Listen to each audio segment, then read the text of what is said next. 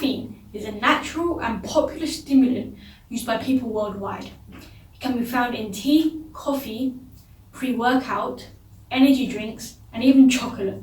Now, a frequently asked question I get is, should I avoid coffee or caffeine for my PCOS? Do I need to stop drinking that regular cup of coffee I have in the morning, or tea, or is it still safe to consume for my PCOS? Now, to many people, their regular hot cup of coffee or tea is just a little pick-me-up. But get this, caffeine has tons of benefits for PCOS. So despite what you think, caffeine in certain doses can be a healthy addition to your diet. But you may be wondering, how exactly can caffeine or coffee be beneficial to my PCOS and my hormones? So let's jump straight into the video. Hi, my name is Despina Pavlou and I'm a founder of PCOS Oracle. I talk about all things PCOS and how to reverse it naturally. So if that's what you're looking for, then consider subscribing. And don't forget to click that notification bell to be notified when I upload a new video. And before we get into the video, quick thank you to our sponsors, Let's Get Checked, but more on that at the end of the video.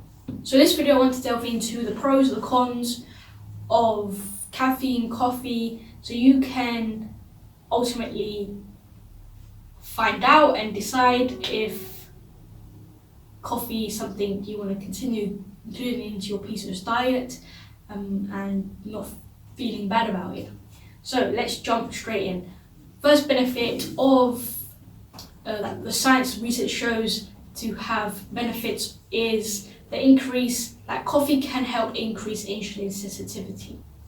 So insulin resistance affects 70% of women with PCOS. It is a condition where the cells in the body have become desensitized to the effects of insulin. The cells struggle to absorb glucose from the blood, and as a result there's a buildup of sugar in the bloodstream. So here's the deal. Several studies show that caffeine can increase insulin sensitivity and reduce the risk of type 2 diabetes. Researchers suggest that while caffeine may cause a temporary reduction in insulin sensitivity, in the long term it increases it. The researchers found that consuming caffeine regularly is what increased insulin sensitivity. However, the evidence is still not clear yet. Further long-term trials must be done to find out the long-term impact caffeine has on insulin, but the results do sound promising. Further benefits of coffee for our health, as outlined by Dr. Ray Peat, includes coffee supports thyroid function and increases metabolic rate. So here's the thing. Caffeine increases the cellular consumption of glucose, which is caused when the metabolism increases. Because caffeine raises the metabolism, it also raises your need for nutrients.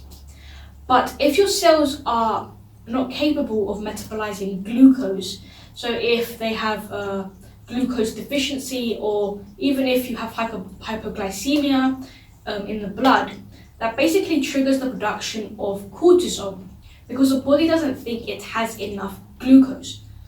That's how caffeine raises cortisol. So here's the thing, if you consume too much caffeine and you do not have the energetic demands to meet it, then it's obvious that cortisol and adrenaline are going to rise in order to break down muscle or fat or organs to create that glucose, nutrients to meet it. So if you're going to drink coffee, then it's recommended to add sugar or some cream or something, collagen to some kind of food, some kind of calories to your coffee to help with the metabolic rise, so that your body has enough kind of nutrients to support that increase in metabolism, so you're not kind of breaking down your muscle, organs, tissues. So make sure you're adding some kind of calories to that cup of coffee. Don't just drink it black on an empty stomach, or it's just going to make things worse. That's what's going to cause the jitteriness, the anxiety, and then the crash. Now, the thyroid is a really important organ in the body, and researchers found that around 25% of women with PCOS suffer from a thyroid condition. And hypothyroidism there's a link between hypothyroidism and PCOS. So this is where the thyroid is it's underactive and is not producing enough of the thyroid hormone. So we want to be making sure that we are supporting the thyroid because it plays such an important role in hormone production, in the metabolism, in liver health. It's really critical in a lot of functions in the body. So that's making sure that it's functioning optimally for overall health. Potentially, from the research from Dr. Ray Peat, coffee can support the thyroid and improve thyroid function. Another benefit is that caffeine synergizes with progesterone and increases its concentration in blood and tissues. So here's the thing, caffeine has remarkable parallels to thyroid and progesterone, and the use of coffee or tea can help maintain their production or compensate their deficiency. Now, progesterone is pro-thyroid and anti-stress. So again, women with PCOS often do not ovulate, so they do not produce enough progesterone because we produce predominantly most of the progesterone when we ovulate. So helping to kind of produce the progesterone will really help in supporting the thyroid, lowering stress. It's anti-inflammatory, it's anti-androgenic. There's just so many great benefits to progesterone and making sure that we're producing enough. Another benefit is that coffee inhibits iron absorption if taken with a meal. So therefore it helps to prevent iron overload. To find out more about iron overload, I did a podcast interview with Lauren De La Cruz. Click the card here to listen to the episode. It was really informative, talks all about iron and iron overload. Another benefit is that coffee provides very significant quantities of magnesium as well as other nutrients including vitamin B1. Now, magnesium is such a key mineral that we need in the body. It's one of the first minerals that gets depleted when stressed, and as women with PCOS are pretty much the root cause of hormone imbalance. The driving factor is stress and high cortisol. This mineral is something that we need to be replenishing constantly, so coffee could be a great way to replenish those stocks. One of the big reasons why a lot of women do avoid caffeine is because there was research suggesting that it can cause cystic breast disease, but Dr. Ray Peat highlights and reveals that cystic breast disease is not caused by caffeine, and in fact caffeine's effect is to be protective, and he explains that there are also a variety of studies that show that coffee, tea and caffeine are protective against breast cancer. I'll include the article where Dr. Ray Peat kind of busts this research that this misconception that caffeine can cause fibrocystic breast disease in the description down below, where you can further read his explanation for yourself. Another benefit identified in Dr. Ray Peat's article is that coffee drinkers have been found to have lower levels of cadmium in their tissues. Coffee making removes heavy metals from water. Now, I also have a in-depth blog post on endocrine disruptors and your drinking water. If you can check this blog post out by clicking the card here, but I also have it in the description box down below where I speak about how we need to be making sure that we're filtering our water because there are tons of toxins, heavy metals and other things that can be found in our water, so we need to be making sure that we are filtering that, removing it to support our hormones and PCOS symptoms, so go check that out. Now let's touch on some of these drawbacks of caffeine coffee. Is that one of the primary driving factors of a sleep latency is the production of adenosine. So here's the thing, caffeine is a well-known antagonist of adenosine, and therefore it's suggested not to be drinking caffeine between 3 to 4 p.m.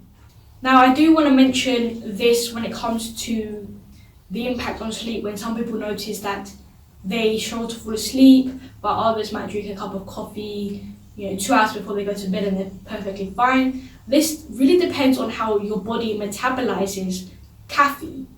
Here's the thing, if you don't react well to caffeine, it may be a sign you are hypothyroid and have poor liver function.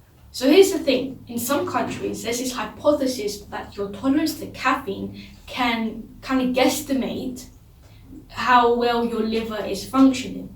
See, whenever you orally digest caffeine, it has to first go through the liver, and the liver decides how much to put into the bloodstream after the first pass, and the second pass it is eliminated.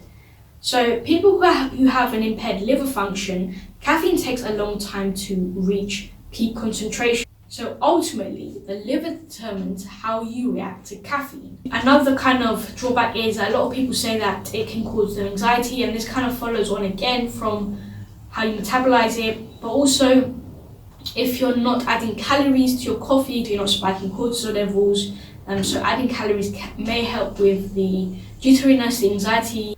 So here's the thing, while there have been numerous studies looking at caffeine and fertility, there's actually no conclusive evidence yet. A study found that it's the amount of caffeine that is consumed that may reduce fertility. But the findings show women who drink 5 or more cups per day are at significant risk of reducing their chance to conceive, while other studies found no association between the amount of caffeine consumed and a reduction in fertility. So as you can see, the research looking at caffeine and the impact on fertility is not conclusive. This is because there are other lifestyle factors that may be impacting fertility. It may be that drinking coffee in addition to another lifestyle factor may be affecting fertility. But there is a need for further research to identify if caffeine really is the culprit here or not. So ultimately the decision does lie with you. It all comes down, whether you should avoid caffeine or not, comes down to your individual tolerance to caffeine and the type of PCOS that you have. So my suggestion is, if you're hypothyroid or you have poor liver function, which you can discover using Let's Get Checked, the sponsor of today's video, to test your thyroid and liver, making sure that you've done a full thyroid panel of your thyroid, not just the general TSH, which is often pushed upon patients. It's not enough to look at your thyroid in a full thyroid panel. If you're hypothyroid or poor liver function, then it may be best to avoid for this moment in time until you have addressed these issues, and then come back to drinking the delicious cup of coffee or tea or whatever you like. So I would highly recommend discussing these issues with your doctor, getting to the root cause and establishing whether this is something that you may need to avoid to support your hormones and overall health and PCOS symptoms. So if you're not hypothyroid, if you don't have issues with your liver, from the evidence it is suggested that the ideal amount of caffeine to consume is between 1 to 3 cups a day. But again, this depends on your tolerance, how you feel when you have coffee. And what I recommend you do is that you make a note of how you feel after drinking coffee. If you're trying to conceive, experts recommend a limit of 2 cups. But again, it's always good to speak with the doctor if you have any concerns. So that's the end of the video. I really hope that you've gained some value from the video. If it answered your question about whether you should avoid coffee or not, or caffeine. So I hope the video helped. So in the comment section down below, let me know, do you drink caffeine? Do you drink coffee? What's your favorite, coffee or tea? It'll be interesting to find out. And if you do avoid coffee, let me know why. If out of these reasons, what you've noticed, if coffee, caffeine impacts your health hormones, let me know. Now before we wrap up, I just wanted to speak about the sponsor of the video, which I was kind of touching on through the video, and that's Let's Get Checked. Let's Get Checked provides you with easily accessible at-home testing and professional medical consultations without ever having to leave your home. So the way it works is super simple. You choose a test kit online, Let's Get Checked then delivers it to you in discreet packaging with next day delivery. You then activate your test, collect your sample in the morning, and return it using the prepaid shipping label provided. From there, Let's Get Checked reviews your sample in their lab and shares your results with you via your secure online account within 2 to 5 days. It is super quick, seamless, and your results are confidential. Once your results are available, they will be reviewed by a physician. A nurse will then contact you for a consultation over the phone. Finally, in some cases, the physician will provide prescriptions for you to the pharmacy of your choosing. I believe everyone should have access to hormone testing, and Let's Get Checked makes that possible. It's never been this simple to stay on top of your hormonal health. Check out Let's Get Checked today. Visit tryletsgetchecked.com/PCOS. Use code PCOS20 to save 20% off your order. Your health should never take a back seat. Subscribe for plenty more videos, and I will catch you in the next one.